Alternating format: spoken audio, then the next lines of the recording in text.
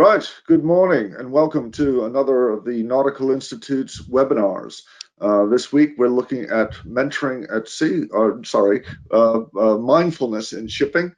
I'm David Petrayko with the Nautical Institute's headquarters staff in London, and I'm being joined today by Reverend David Reid, normally from America, but now locked down in France. So good morning, David.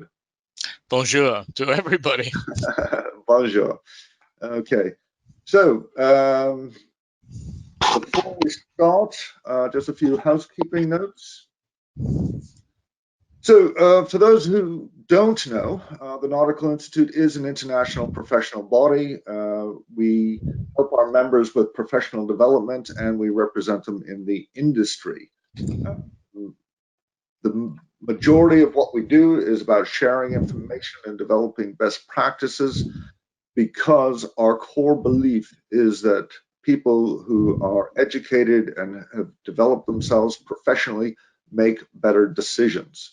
And that's what we want. We want to help people make better decisions. And therefore, it is absolutely natural that we should look at the subject of mindfulness. And I hope that Reverend Reid will show us how mindfulness can help us make those better decisions. And that's for everything. That's for safety as well as welfare and even commercial pursuits. So this is an interactive webinar. You will have a control panel and you have this little white arrow in an orange field that either compresses or expands your control panel. Once your control panel is expanded, you will see you have a number of options. You can type in a question here and submit it, and we'll do our best to answer it. But please, if you do that, make your questions as short and concise as possible. That will certainly help me when I filter through them. There are a number of handouts that can be downloaded from this area.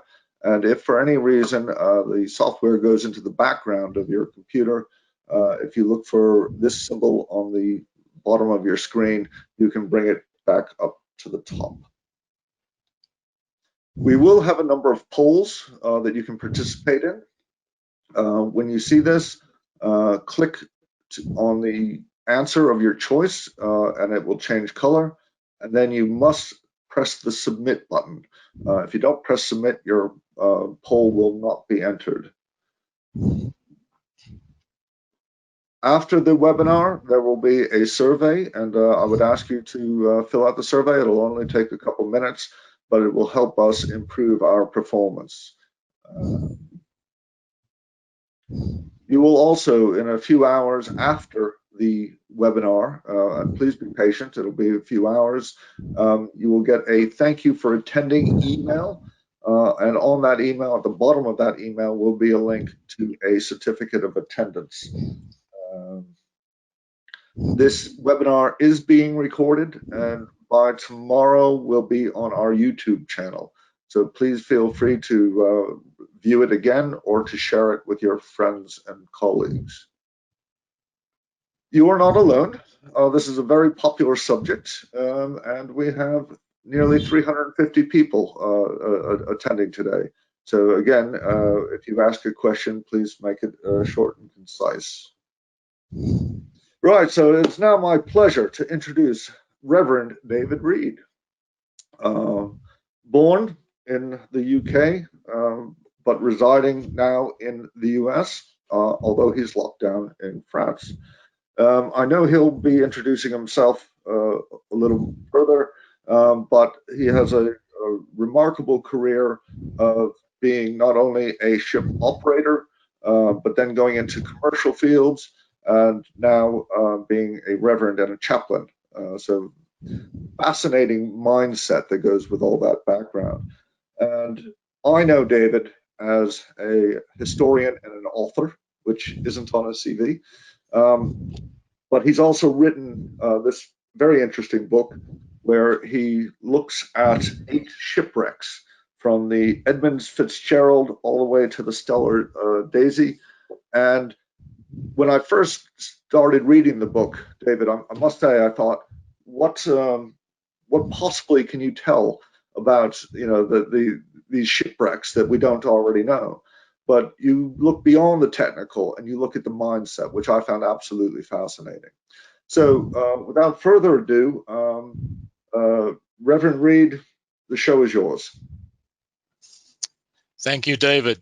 It's a pleasure to be here today.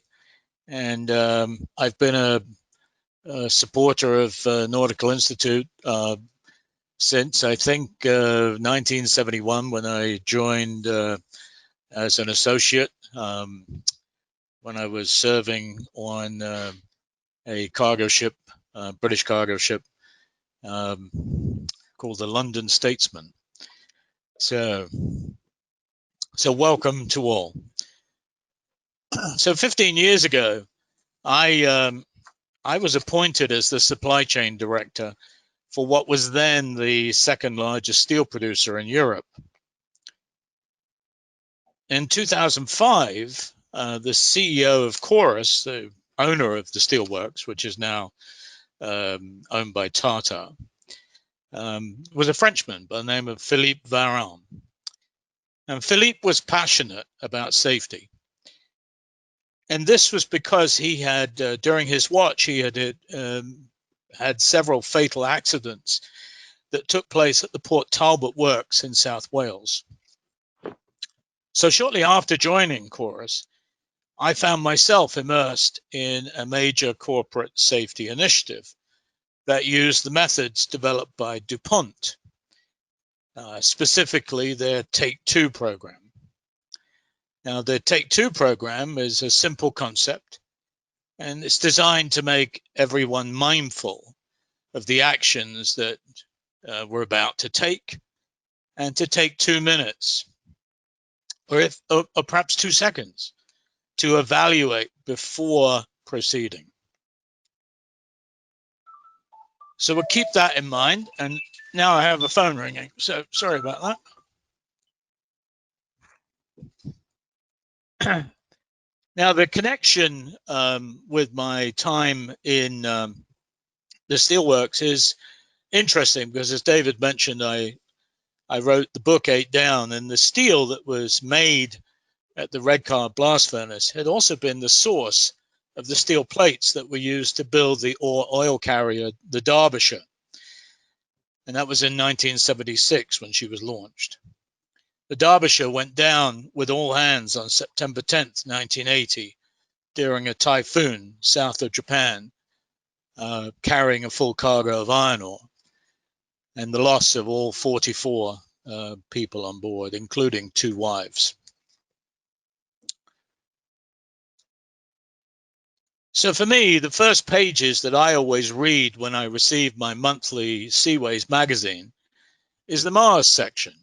I go straight to that, because for me, that's the bit that I find very interesting.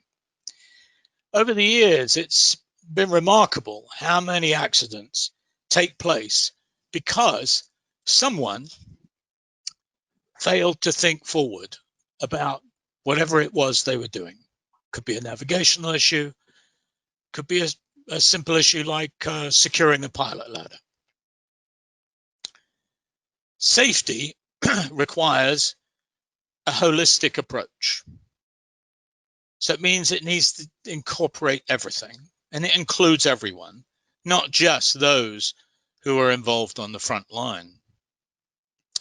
When I was researching the root causes of the 8 ships in my book, 8 Down, there were many examples of inherent latent defects that were systemic to the design and the build. For example, the owners of the Marine Electric wanted the panel of inquiry to believe that they had no knowledge of the poor state of the McGregor hatch covers. But they also routinely approved the chief officer's requisitions for copious supplies of fiberglass resin that was being used to patch the holes in the wasted hatch covers. I don't know what they thought he was ordering the fiberglass for, but that's what it was being used for. And they never asked the question. Likewise, the designers at the Haverton Hill shipyard created the Derbyshire without a raised forecastle, leaving her foredeck vulnerable to green waves. It may have looked nice on the drawings, and it may have been simpler for the yard to build, but it doesn't do much for you when you're heading into the trough of a very deep wave and there's nothing to protect your foredeck. In the final analysis, it was shown that the design scantlings of the Derbyshire's hatch covers simply weren't capable of withstanding heavy seas. Now, many eyes and minds were involved in approving that design, but that would take the lives of the 44 that night on September the 10th. And any one of you, like me, that served on an ore carrier knows that when an ore carrier goes down, it goes down fast. In 2014, South Korea suffered the loss of 304 people when the ferry's seawall went down in calm waters due to an inherent stability defect that was well known but ignored for commercial reasons. On that morning, 250 high school students who were on a school trip perished because they never received the instruction to evacuate, to abandon ship. So they remained below as the ferry slowly sank.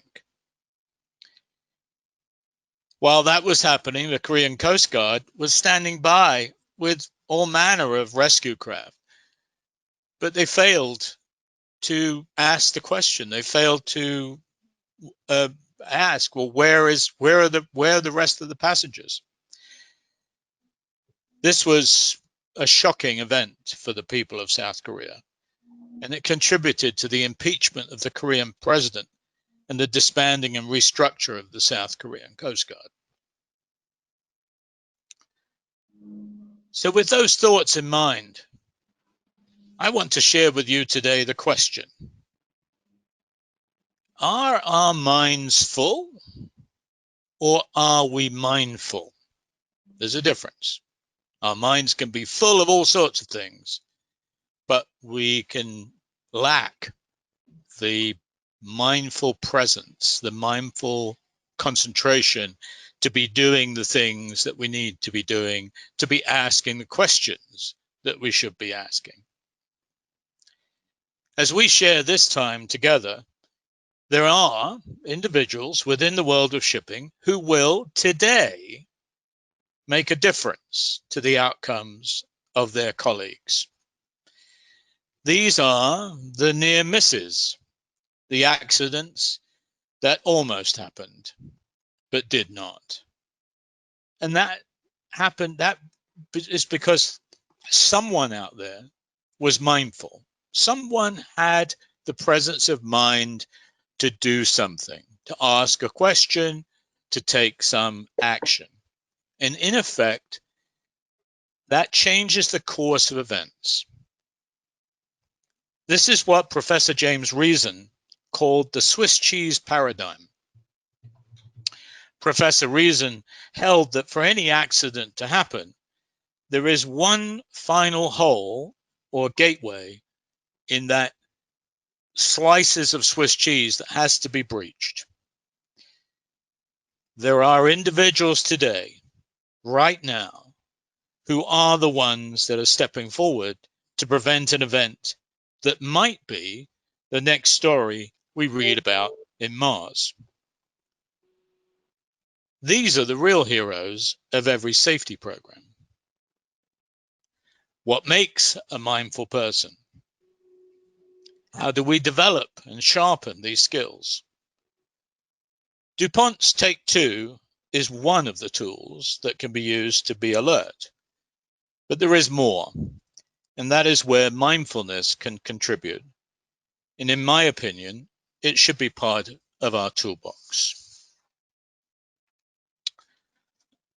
So today, in the brief period of time that I'm going to be with you and have the chance to share my thoughts, I'm going to touch on a few points. So first, I'm going to talk about, what is mindfulness. I'm going to talk about the link between stress and mindfulness, because stress is a factor in so many situations today in terms of well-being and mental welfare. And then, how can we practice mindfulness? And I'm going to give you some practical tips to use. And then finally, I'm going to give a view on why I believe it should be in our toolbox. So before we do that, I think we're going to have the first poll. Is that correct, David? Yep, here it comes. Do you practice mindfulness?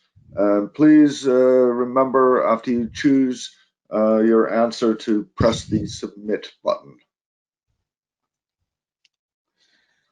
So while you're considering the poll, I just want to share a little story.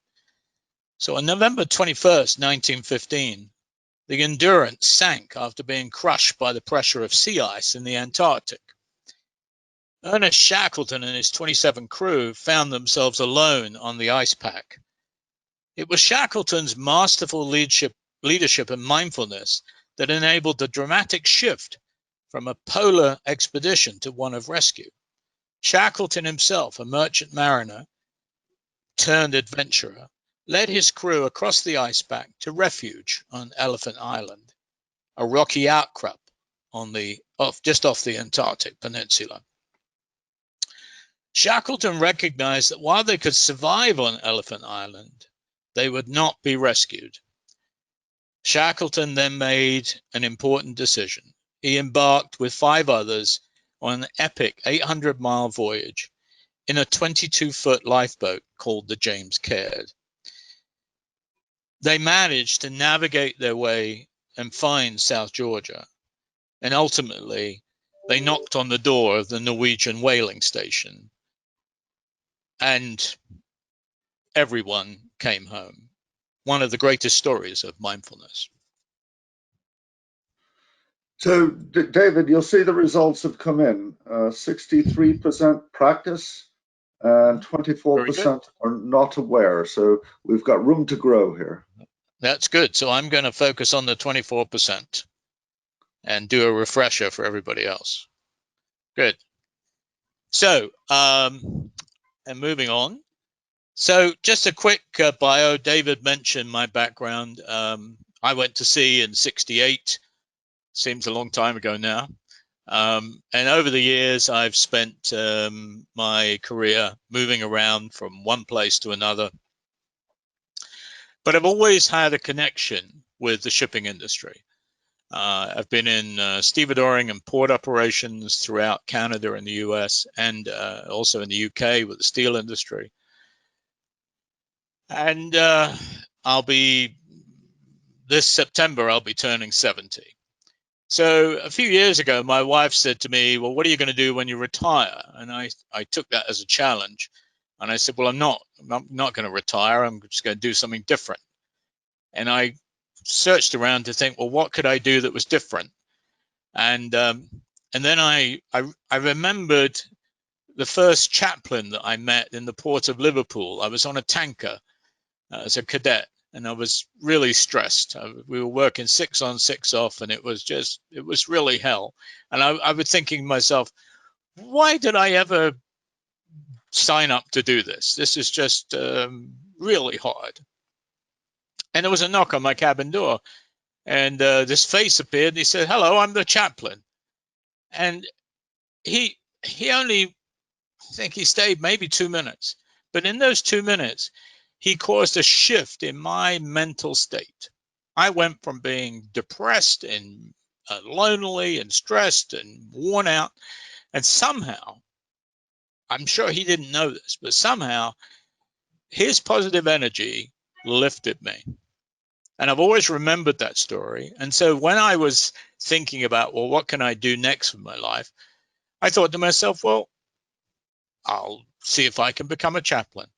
So I did my research, and I took all the courses, went back to graduate school, and for the last few years, when I haven't been in lockdown in France, I have been donating my time serving as a chaplain with the Seafarer Mission in the Port of Philadelphia, which is the Seamen's Church Institute, which itself was founded in 1843 and continues to serve the needs of seafarers. And it's been a pleasure for me in these last years to step back on board so many ships of all different types, and to meet so many seafarers and to listen to their stories. So that's who I am. So we'll move on to what is mindfulness.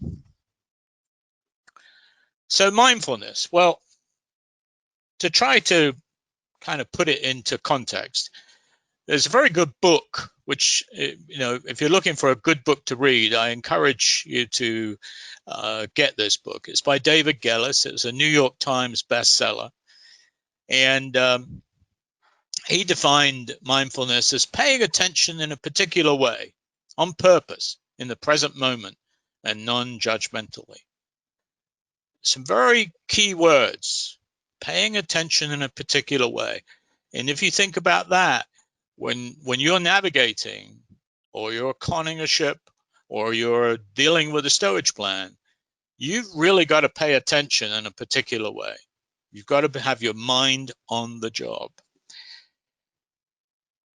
Now, in Gellis's book, he tells several stories, but one of them I'm going to speak about is about Mark Bertolini. Now, Mark Bertolini was the CEO of AFNI. Now, for those you may know or may not know, it's one of the major health insurance firms in America, one of the top 10 corporations. Now, Mark had a serious skiing accident, and he almost lost his life. In his recovery from that accident, he was on a lot of pain medication, and it wasn't working. And so he was searching for a way, searching for a journey, like a navigator searching for a new course. And Bertolini turned to mindfulness for health reasons, to try to get himself back. And it worked. He became a believer. And when he came back to AFNI, he brought the whole business of mindfulness with him back into the corporate workspace. He believed that if it could do what it did for him, then it could do something for the people that worked at AFNI and for the people that their customers, who are ultimately patients. Now, his financial team I think thought maybe the knock on the head maybe affected him during the skiing. And they just thought, well, this is just another program. It's going to cost it's going to cost money. And, well, how are we going to pay for this? And it's just going to be another line item that we'll have to explain. Bertolini took on the challenge of this internal resistance. And he said, okay, so let's set up a test. And in the book, David Gellis talks about the blind test that they set up within AFNI. They took one group that worked in Los Angeles, another group worked in New York, another group in Chicago, and they gave one group mindfulness, the other group didn't, and they measured. If you don't measure, you don't know. And what they found out was that it worked. People were less stressed. They were more effective. They collaborated better in the workplace. And so what Bertolini was able to show is that this actually was not an extra expense. It was a benefit. And they rolled it out and basically improved the performance of the company. They're not alone. There are other majors like General Mills and Goldman Sachs who also incorporate this into the workplace. So this is a great resource, and I encourage you to look at that. So we'll move on to the next slide.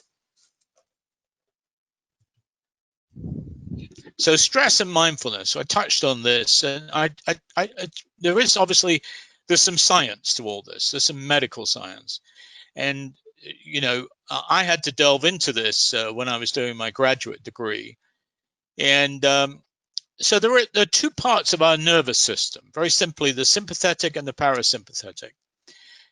Now, everybody, I think, probably has heard the term fight or flight, which is the sympathetic nervous system. This is something that we all have, and it is how we've survived from when we ran around and lived in caves. Because when we had to either fight or flee, our bodies release chemicals into our bloodstream in order to give us that surge. But we were never designed to do this all the time. And part of a problem of stress is that people can get into this fight or flight mode and they don't get out of it. And so they have these chemicals being released, and that adds to other health problems because it causes inflammation. And it's just a problem. On the reverse side, we have the parasympathetic, and that's what's known as the rest and digest mode. And what's interesting about this is that this is the primary control system for engineers out there. This is like the PLC that's controlling all of our main organs. As you know, none of us need to think, oh, I must breathe now, or I must make my heart beat now, because there's systems within our bodies which do that in the background. And this is a system, medical people know all about this. It's called the vagus nerve, and it operates in the background and it keeps all that going. So simply put, mindfulness is a tool, and I'm going to demonstrate it in a moment, that enables us to return our nervous system to its rest and digest mode, and thereby reduce this stress. And I think we'll move to the next slide. So fight or flight. So as I said, it's a necessary survival tool. We need it.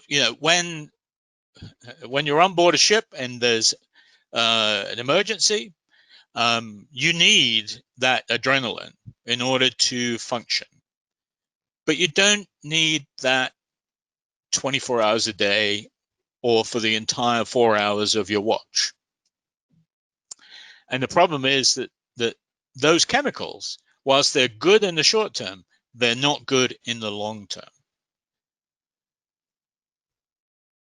So it's something that we need to be able to manage. So this is about how do we manage fight or flight.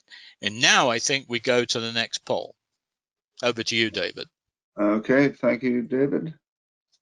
Okay, can you recognize when you are in fight or flight? Again, go ahead. Sorry, again, please choose your answer and don't forget to press the submit button. Over to you, David. Okay, so while you're thinking about fight or flight, another little story. February the 12th, 1983, the US flag bulk carrier Marine Electric sank off the coast of Virginia with a full cargo of coal. It was the mindfulness of the chief mate, Bob Cusick, who was instrumental in the rescue of 3 of the 34 crew. Cusick went on to testify before the US Coast Guard panel of inquiry, and he gave at the inquiry an honest and transparent story of the sorry state of affairs on board the 39-year-old Marine Electric, a converted T2 tanker. Cusick's testimony resonated with one of the members of the panel, Captain Dominic Colicchio. Colicchio, himself a master mariner, understood the reality of why the Marine Electric had capsized. Colicchio campaigned for change. Some of his changes were enacted, but sadly not all. And this failure to enact that critical change ultimately led to the loss of the 40-year-old US flag container ship El Faro in 2015. Colicchio's career with the Coast Guard ended because he had dared to challenge the commandant. After his death, Colicchio was given numerous awards, including an award from the Coast Guard itself. I see we have a result. And not too much panic in the meantime. Very good. We will continue. Okay, great. So, practicing mindfulness. So, this is about how do we get out of fight or flight and return to a state of rest. So what we need to do is we have to stimulate the vagus nerve. And as I said, the vagus nerve is this wiring, this PLC that connects all our main organs, and it's the core of that parasympathetic nervous system. It's not under our conscious control. We don't have a button or a lever where we can say, right, activate the vagus. You know, there's no switch that we have. But studies have shown that the vagal tone, which is the activity of the vagus nerve, and this can be measured, can regulate stress response, and it can be influenced by deep breathing. When vagal tone improves, the body is able to relax from stress. So this process has been well documented since 1979 by Professor John Kabat-Zinn at the University of Massachusetts. And so I learned about this deep breathing method from a South African doctor at the Penn State University Hospital in Hershey, Pennsylvania. And Dr. Charles Palmer is the head of the neonatal unit there. And he also teaches medical students. And he taught me the one of the meditations for this called heart rhythm meditation. And he uses it in his work. And in my training as a chaplain, I had to intern at one of the major hospitals. And during a 12-week period, I had encounters with over 500 patients.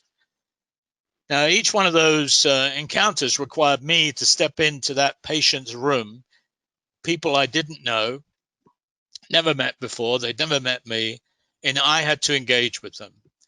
So I used this technique before I would go in the room. I would find a quiet space in the hospital. I would take a minute, maybe 2 minutes to basically bring myself together, to clear my mind, set my intention, and I used this breathing technique to do it. And I'm going to share this with you now. So what I'm going to ask you to do is wherever you are, I want you to close your eyes and clear whatever thoughts you've got in your mind. And I want you to take a deep breath. And when you inhale, I want you to hold it and then exhale. And I want you to take another deep breath and hold it and exhale. And as you do those deep breaths, I want you to increase the time that you're holding the breath. So as you inhale, try to hold that breath for 4 to 5 seconds and let it exhale. And as you breathe, use the full depth of your lung capacity. Now, as you do this, you'll get other thoughts which will come into your head. It'll be, what was I supposed to be doing tomorrow? You know, all these, I'm supposed to pick up milk on the way home from work. I forgot to do that. I forgot to do that. You've got to push all those things out of the way and basically keep your mind free and allow the breathing. And as you breathe, what's happening is that you're stimulating that vagal tone. So I'm going to just be quiet for a few seconds and just let you practice. So remember, a deep breath in, hold it for 4 to 5 seconds, and then exhale.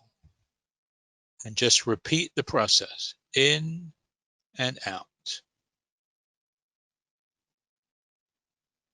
and you can feel the release.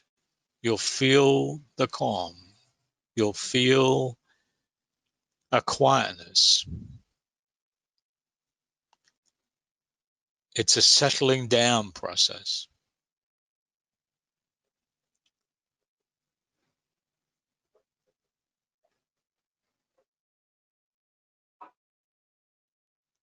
And then we'll come back, we'll open our eyes, and we'll come back to where we are.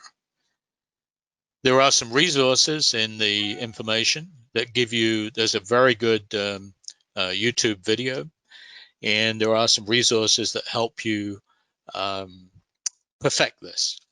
I can only do so much in the time allotted this morning. Mindfulness guide. If we can go back to the previous slide, David. Mindfulness guide. So the Mayo Clinic provides some guidance about mindfulness and it being a type of meditation. And as they say, it's a focus on being intensely aware of what you're sensing, feeling in the moment. And it's really just about breathing. And as they say, and it's written on the slide, it's about paying attention. And if you think about our work in shipping, a lot of what we do is observing.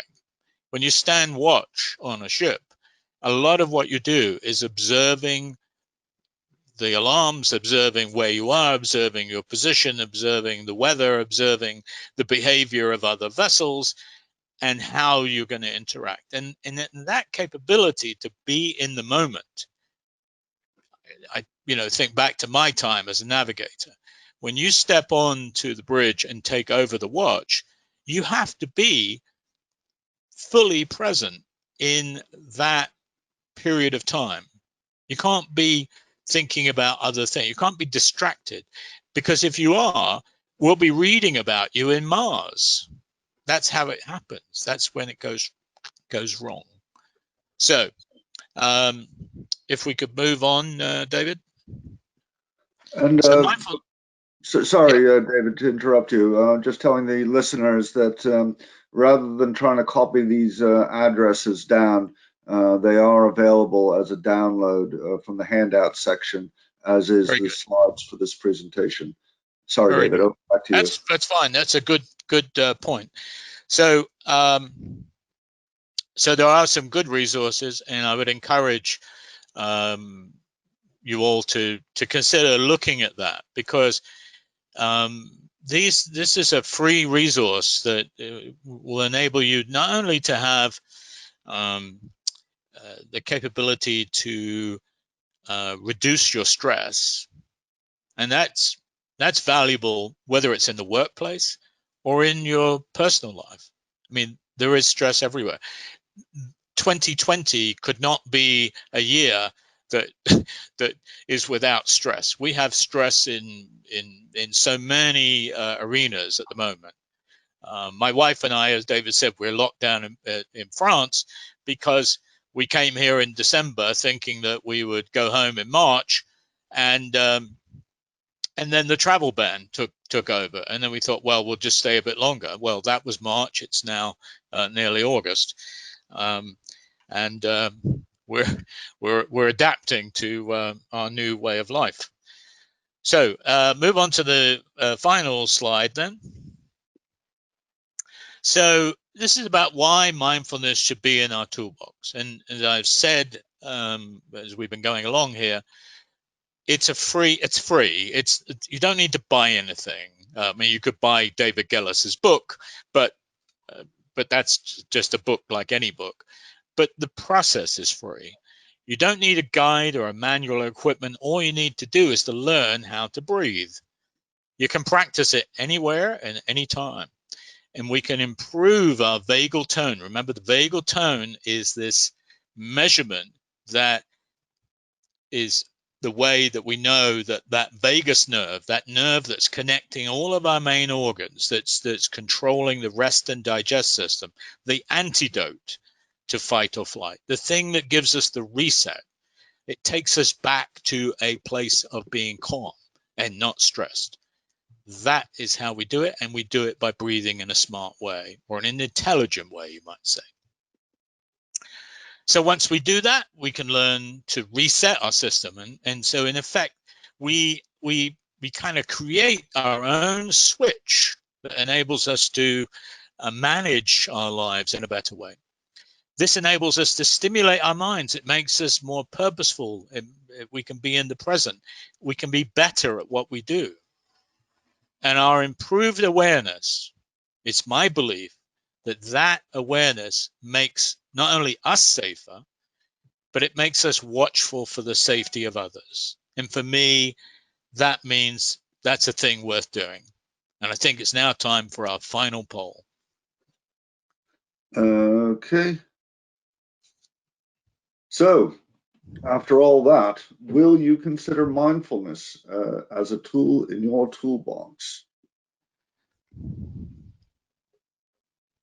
David, the answers are coming in.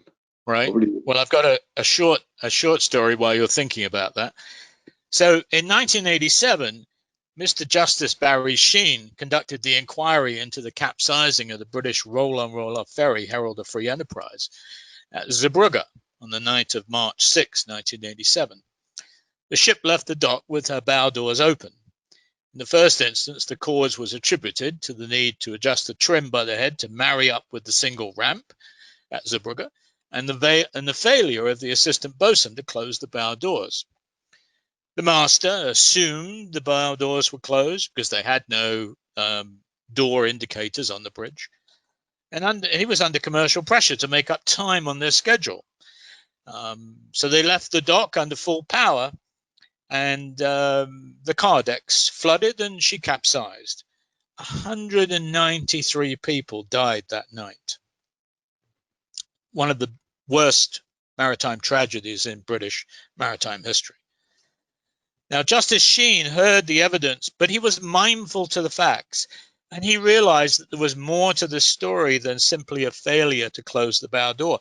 It would have been very simple for him to just say, yep, it was the bosun's fault. That was it, closed case. But he realized there was more to it than that. And he found in his ruling that there was staggering complacency from the owners of the ship, P&O European Ferries, all through the layers of management. And he coined the term disease of sloppiness. And I think that's a pretty mindful term. Now, significant changes came about following that inquiry, and Justice Sheen, like his US counterpart, Dominic Colicchio, demonstrated the importance of rightful and mindful thinking to fully understand and learn from accidents. Because if we don't learn the lesson and we don't enact the change, we will just be doomed to repeating the same thing over and over again. And here we go. Wow, great result. I think you've done your job well, David. Okay, and I think we're on to Q&A, are we not? We are indeed. Okay. I'm standing by. So, David, you talk a lot about safety. Now, you mentioned that you went to sea in 1968, and in fact, your book is scoped on that time period in your career. Has safety improved since then? Well, that's a great question, and I guess the only way I can answer that is that if it had improved, I wouldn't have been writing about the El Faro, the Stella Daisy, and the Seawall, which all happened in recent years. And so while some things, clearly we have had improvements, we have had changes, we're still faced with the same problems. And in fact, you can see it in seaways. I remember I think last month when you had the webinar with the chap that runs Mars. It's not, I don't think there'll be a time when I'll open up seaways and there'll be a page there that says, sorry, we don't have anything to report this month. There were no incidents. So the fact is, it's still out there. We still have to work at it. So we've got better technology today, but we also have, you know, other stresses that to combat, which is why mindfulness is important. Thanks, David. And I must say,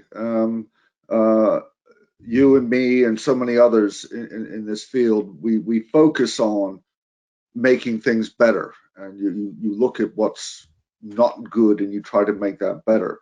But I always try to remind people, particularly outside shipping, that as much as we talk about the safety violations, that shipping, most voyages, 99.99% of voyages are very successful. So we are talking about the very small percentage, but one worth changing to get improvement.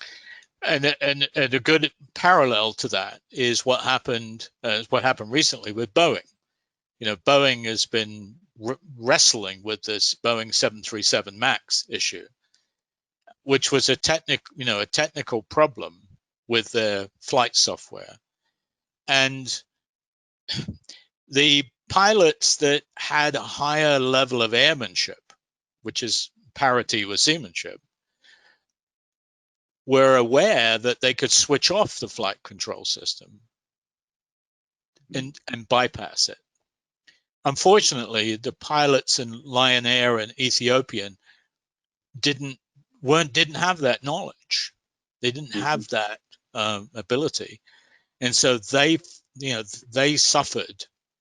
And you can see what a tragedy this has been for Boeing, because they got it wrong. Excellent point, David.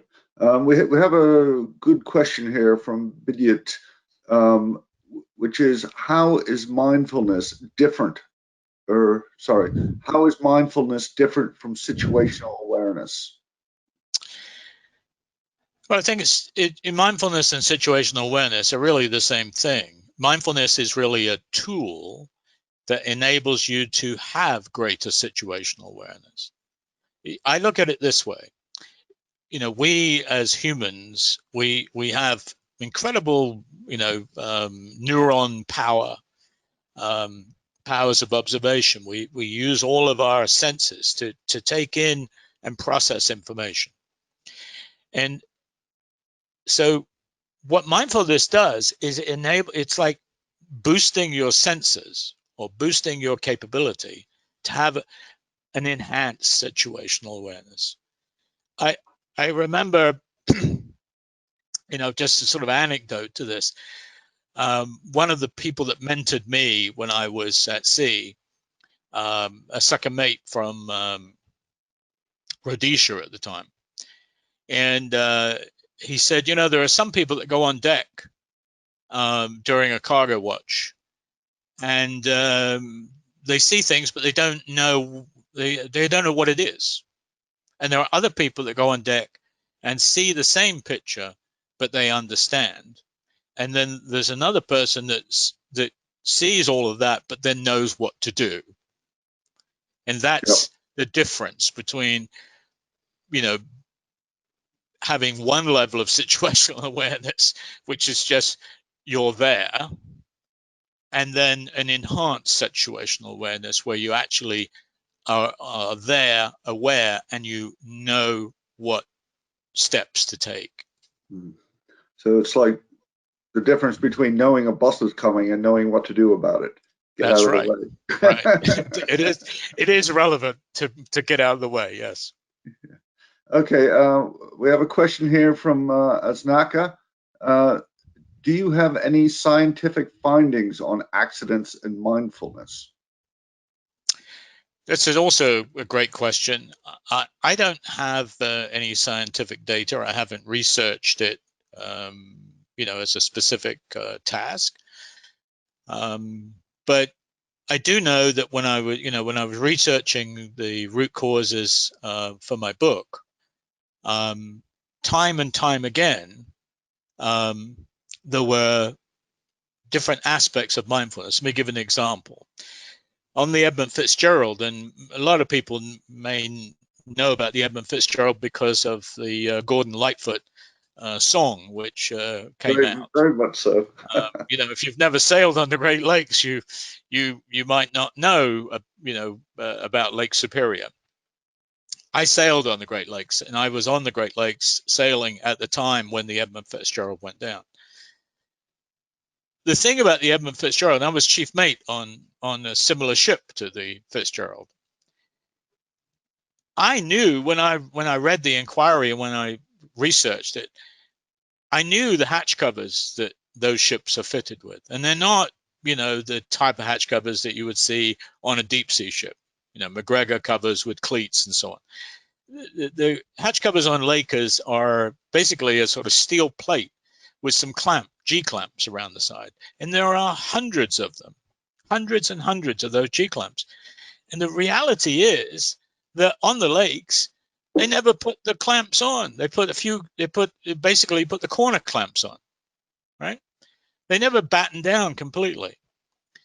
So when I was going through the panel of inquiry, what I realized as I was sort of pulling it apart is that the panel never delved into that because they didn't have the mindfulness, the awareness, situational awareness, if you like, of understanding how that worked.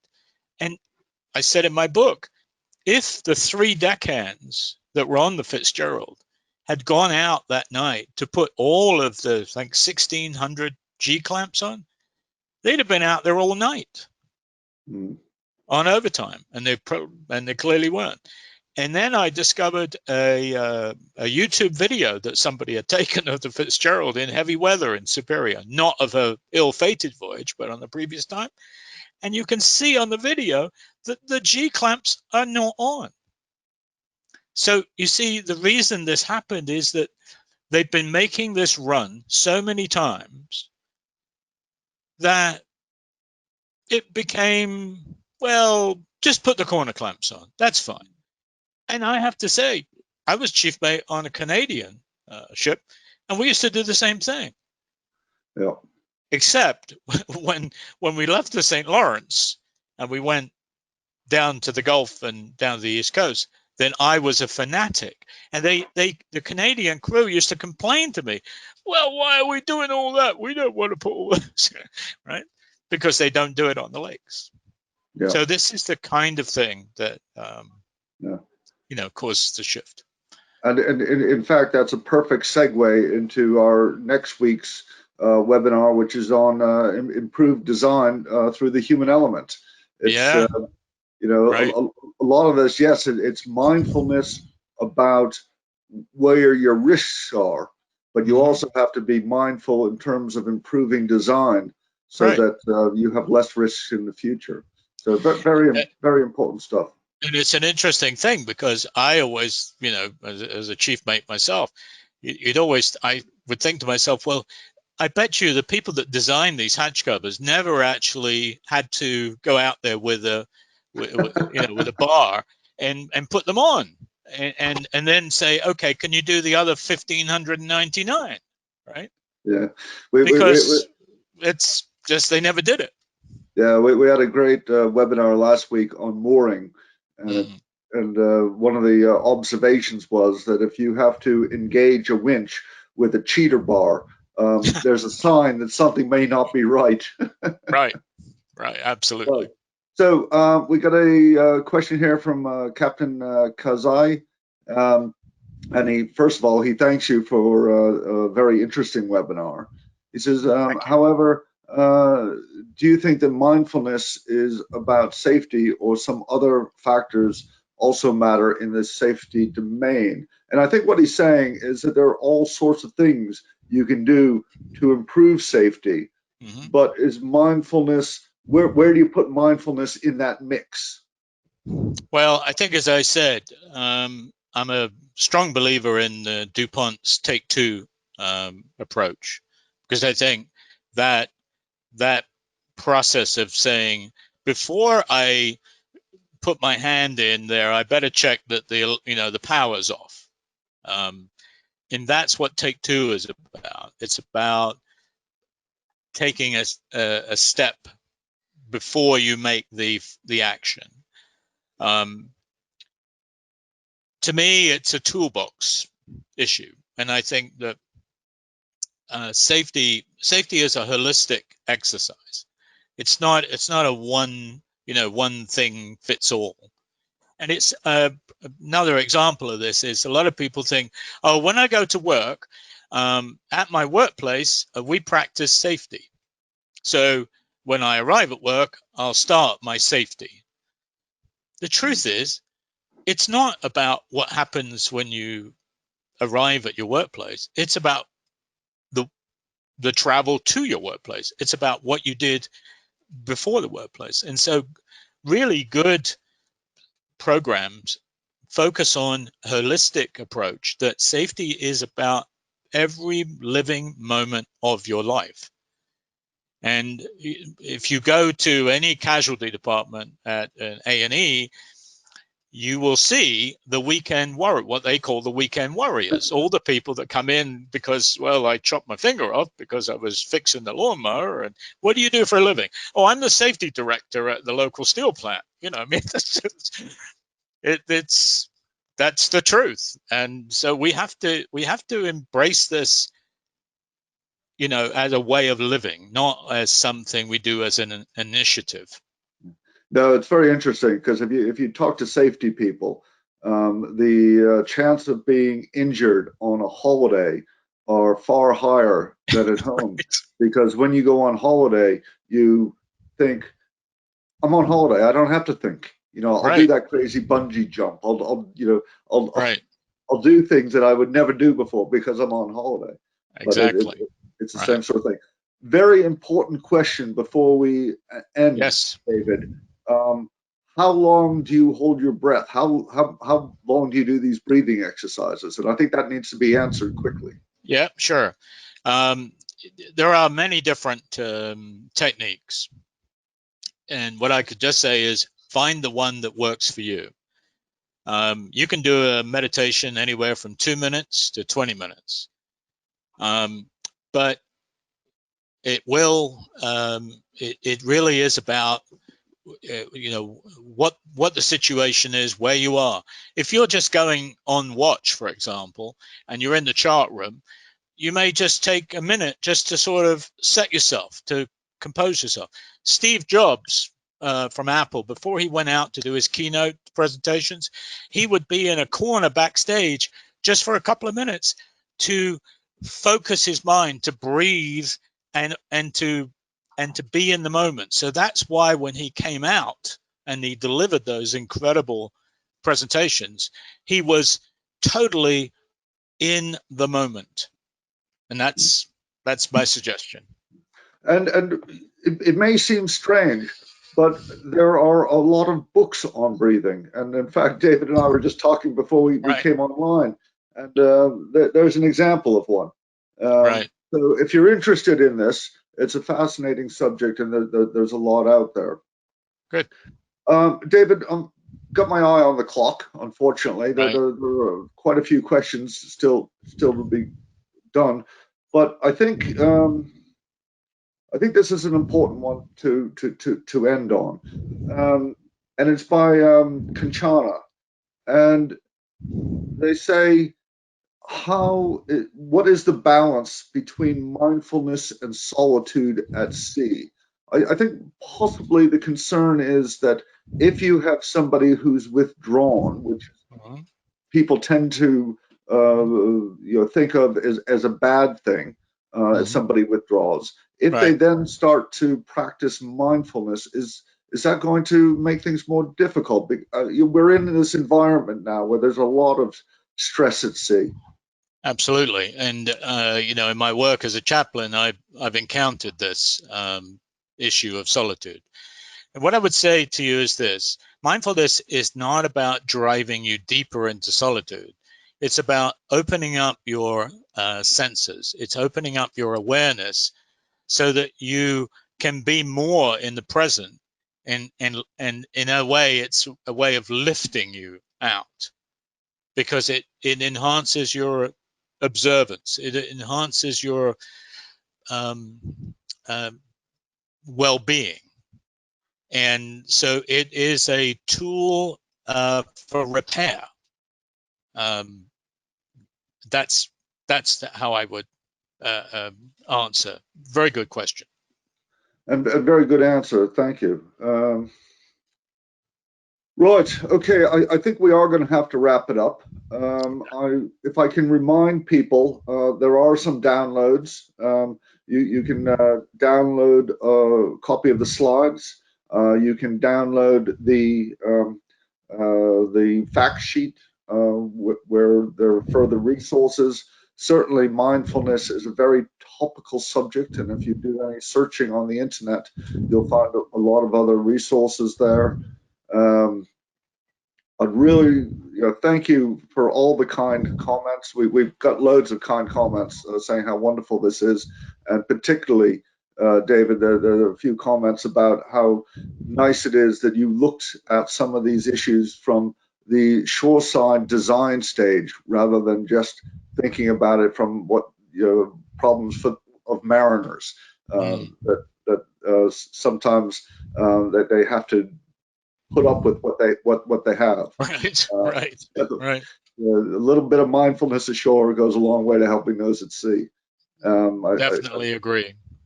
Absolutely. So again, David, thank you so much for your time. I hope you stay safe in France and get back to the States safely.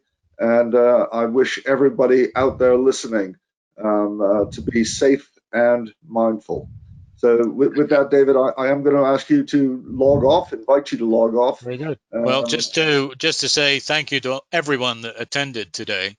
I don't know who you are. I can't see you, but I certainly feel that there's a presence.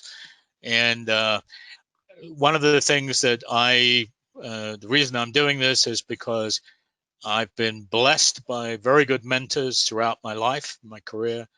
And this is my opportunity to give something back.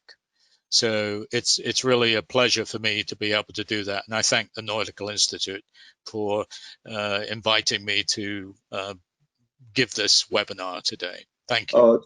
It's such a pleasure, David. Thank you so much. And again, to remind people that by tomorrow, a recording of this webinar will be on YouTube, and you can download it or share it as you see fit. So thank you again for attending, and goodbye. Stay safe.